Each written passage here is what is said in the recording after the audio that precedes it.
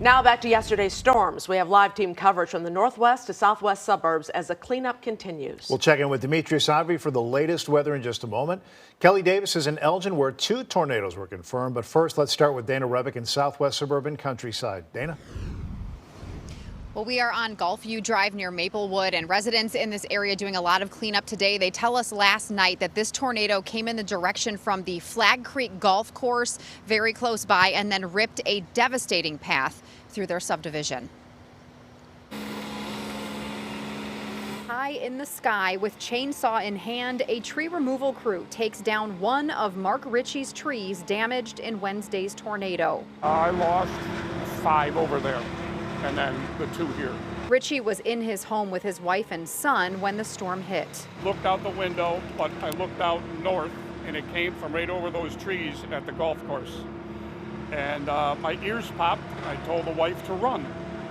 And we ran downstairs, and my son was upstairs where the tree went through the roof and right through in the bedroom. Another tree sliced his garage in half. A rotary phone somehow wound up under a section of the roof. The EF1 tornado traveled from Burr Ridge to Stickney, but this neighborhood off Willow Springs Road in Countryside took a beating. Where the big drape is, that's my dining area. That's where the ceiling came down. Marian Novak barely made it to the back of her living room before her roof was ripped off her home. I looked at my dining room window, everything was blown. I said, oh, please stop. And I thought, no, they say don't go by the window. So I backed up in the living room, and at that time, ceiling came down. Viewers sent these videos from inside an apartment building in Countryside. You could see debris swirling through the air and the intensity of the wind. Another woman who was stuck in her car shot this video, garbage cans flying down the street.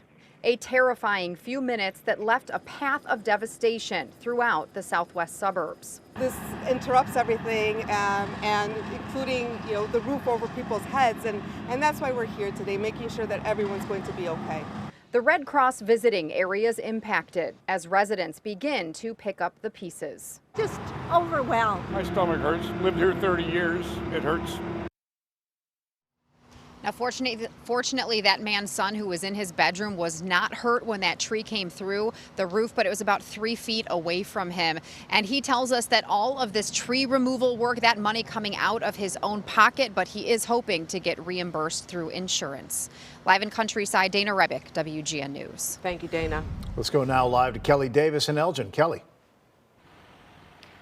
Hi, Ray. We are standing where part of that path of the EF1 tornado tore through, and it was pretty amazing because as we were rolling into town, we couldn't quite figure out exactly where this tornado hit. There were several areas that looked unscathed, but once we hit Hoppy Lane, which is where we're standing now, you could see the devastation and destruction all around us. Now take a look at this. You can see, just huge, giant, mature trees snapped in half like toothpicks. There are large branches all over the place. There's a lot of cleanup going on out here today. People cutting up trees, turning them into logs, piling them up on the ends of the driveways. Again, huge, mature trees. Looked like nothing happened. And a lot of neighbors we spoke with specifically love this neighborhood because of the lush trees in this neighborhood, and a lot of them are just really upset that this happened. Amazingly, not too many houses received all that much damage. We did talk to some who did have some serious damage to consider, and now people are left dealing with the aftermath.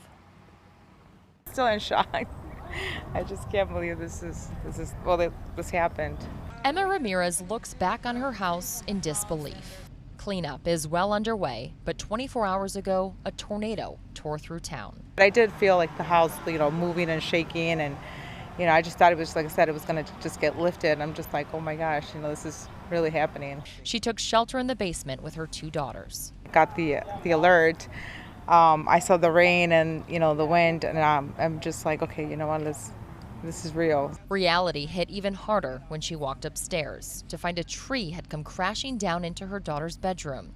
Her husband, Raul Ramirez, drove home from work as quickly as possible, but hit a roadblock with downed trees everywhere. They're cutting branches. I'm helping move branches just so I could get through to see my family. A few miles down the road, a 100-year-old family farm stood in the same path. I saw the tornado right over the barn. I slammed the door. I yelled, "Basement now." A neighbor shared this video of the tornado as it approached the farm. It narrowly misses the house, but damaged the barn, flattened the cornfields, and took down trees. I will never take my phone going off for granted again. It's just amazing how strong the wind is and how it just knotted up the trees. Now it's the sound of cleanup that rings throughout Elgin. Family, friends, and neighbors came together to lend a helping hand. That's what I like about it here. It's everybody's friendly. You know your family's safe, even if you're not home.